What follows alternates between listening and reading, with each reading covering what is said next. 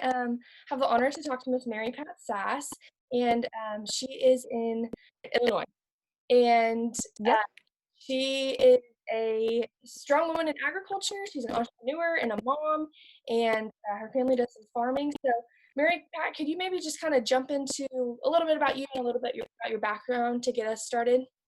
Absolutely. So I'm a dairy farmer's daughter from Wisconsin turned crop farmer's wife from Illinois.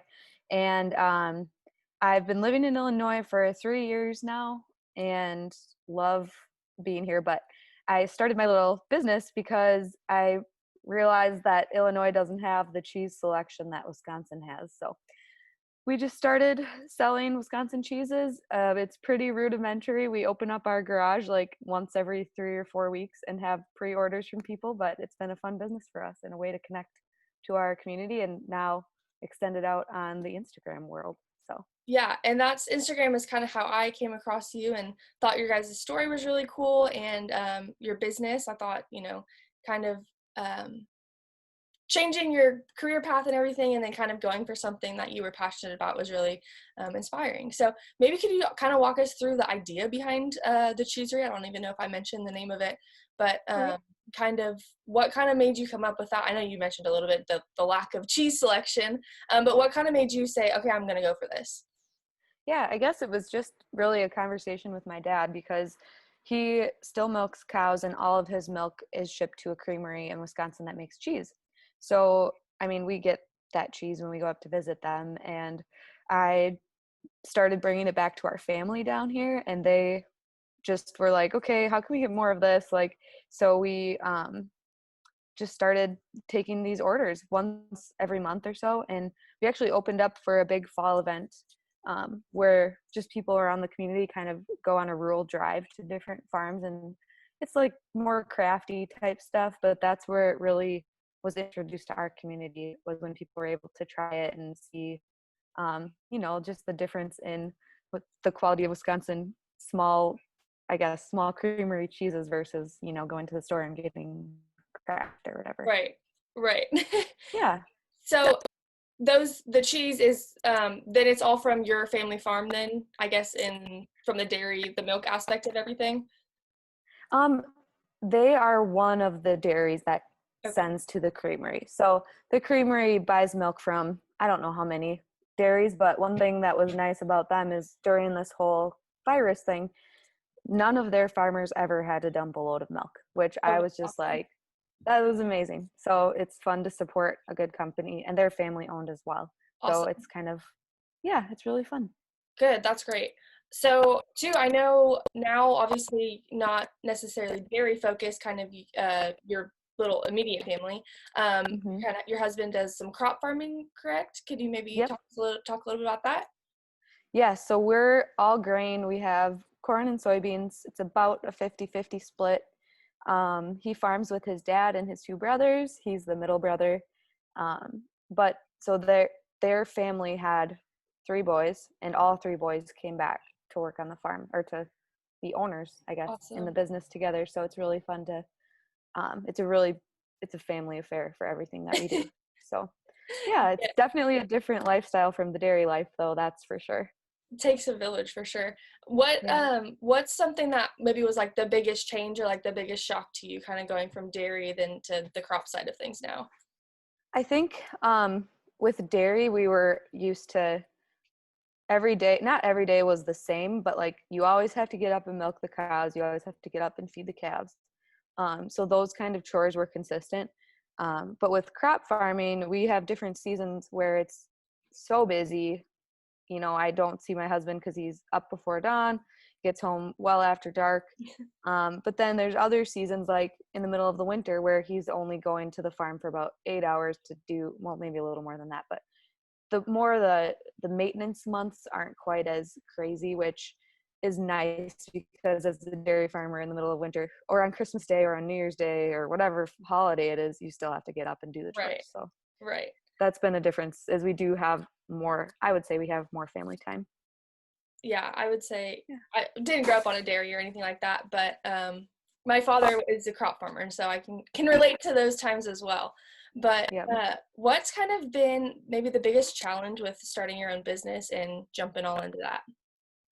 I guess just making sure I've got everything right. Like I think the biggest challenge for me with the cheesery was figuring out how to ship perishables and make sure they get to people okay. And honestly, even bigger challenges that have come up through this are just dealing with shipping during the coronavirus and dealing with shipping now during protests. Like I didn't even expect that to be an issue. Yeah. So there's definitely things, and I have some other small business friends that there's a lot more. I have a lot of friends who ship like their beef products, which that's who I learned from for the Mhm. cheese. But they kind of are just like, you just got to prepare to have different things come up all the time and never get comfortable with what you think is the right thing. Right. So, Yeah, prepare for the unexpected. I guess that's some good advice because you never know. yep. My mom and I just have kind of we have an antique business and we just started shipping Oh, things. And fun. that is, like you said, shipping I feel like has been our biggest challenge because it's hard to figure out sizing and weights and where it's going and Oh, it's yeah. different for everybody. It's a fun thing to figure out, that's for sure. That is so cool. I love that business idea. Yeah, Like, it's been fun for us to do together. oh, cool. But I guess so. One of the things that I kind of found and connected through your page was, and not to get like too personal or anything, but your kind of talks about, being a strong woman in agriculture, but not being, not necessarily wanting kind of like the equal playing field of types of mindset, not necessarily applying the feminist mindset Right. kind of agriculture. Can you talk a little bit about that? Because I thought that was such a refreshing post and like thing to put out there because I think that's something that people maybe don't realize. Yeah. So, do you mean like I don't drive a tractor type thing? Yes, that kind of Right. thing. Okay. Yes. Okay. Oh yeah. Well, it kind of stemmed back to my early 20s when I worked for a local co-op and I top dressed and fertilized fields with a rogator center spreader, and I felt empowered knowing to do that because that's not a typical woman's job. And I had my CDL, I drove grain truck, I did all this stuff, and then I met my husband in Illinois, and his he grew up. His mom was a she worked, but then she stayed home for some of the years while her kids were young. And I remember like one of the first things he said to me while we were dating, not first things, we were probably dating a few months. And at that time, I could tell you like I was going to marry this man. Right. But he told me he always pictured his wife would stay at home with his kids. And I said, well, I'm probably not going to be your wife then. Mhm. Because my mindset back then was I want to be able to do all the things the guys can do. And as I like ended up quitting my job in agronomy to stay home with our son, like 3 or 4 or 5 years later, however long it was, completely contradicting everything I had thought before. Um, Realizing that like, yes, there's a tractor to drive, there's a semi to drive, but there's so many other things that would fall apart in our home if I wasn't home to do it. Mhm. Um, so it's kind of like a give and take. Would he rather have me driving a tractor, which I'm completely capable of doing, or would he rather have me home with our son so he doesn't have to be in daycare, doing all of the household things, plus if he needs me, I'm here, Right. like you need to go get parts, all that stuff. And Right. all of that is important to a farming operation. So I think one thing in agriculture is we are a small community and we do connect with people, and all of us have a little bit of different roles. It's easy to get caught in like a comparison of, oh well, this farm wife drives the grain cart, I should be Mhm. doing that. This farm mom, she's out there running equipment or whatever, or I don't know, she does the books, I should be doing the books, just things like that. And it's kind of like, no, whatever works for your operation and whatever gets the job done for you guys is what you should be doing, and you are enough pretty much. Right. Yeah, I think that's something that's important to keep in mind because now with social media, things sometimes you see all these women like they're doing so much and you might think, "Oh my gosh, like I'm not doing that." So then maybe, I'm not important, but I think everybody's role is important because it all makes it all work together. Hmm. So thank you for sharing that because that was something that really struck a chord with me and I'm sure will hit home with some other people as well. Yeah, I think I have one more comment to Yeah. that, because like I did make a pretty bold statement earlier this spring where I said I will never be a feminist, but Mhm.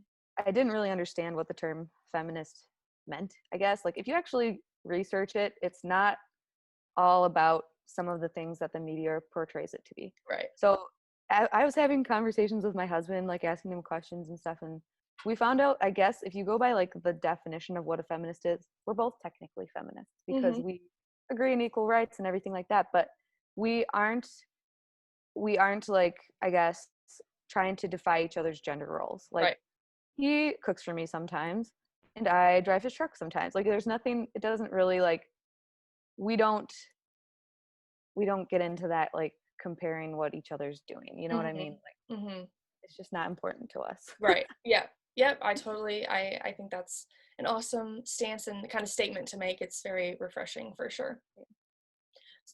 Going back to social media very quickly, what with social media, I think it changes the game as far as agriculture being able to tell their story. How have you kind of found that to help you, maybe with your business and kind of again telling ag story? Yeah, I mean, I saw the importance for it, I guess, just after I quit my job.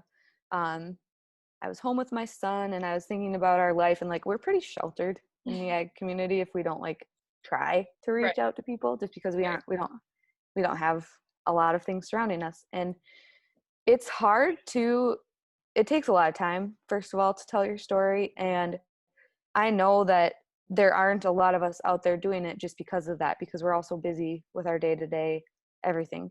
So when I kind of had more time home with my son, and even before I started my business, I decided, you know, there's not a lot out there. Some people, like, we just got to step up to the game because there's a lot of misconception about farmers out there. And I've just found like, I don't know, I guess it's nice to be able to have a platform to share. And I know that a lot of the people I share with are still rural farmers that are just more like relating with our story, Mhm. but it's starting to branch out more to consumers. And I would love to continue that so that I can be a source and like a trusted person that somebody can ask a hard question to, like, why do you spray our crops with chemicals that Right. we're eating, you know, stuff Right. like that. So that's my goal in it. And I've even talked to my husband about this before because he does take over Tuesday with me and he does help me a lot on certain things with our content. But he told me I would never ever do this if I had to be the one like actually behind the scenes doing all the posting and Right. everything. Yeah. So, It's a lot yeah. to be sure. Yep. So kind of too, when you just kind of mentioned, branching into more of the consumer side of things, what, as you're kind of doing that, what's been something, or what do you see as kind of a critical ag message that isn't maybe currently being told? Hmm. A critical message to consumers. Yes, ma'am. I mean, I feel like we're working to bridge all of the misconceptions, and there's a lot of them.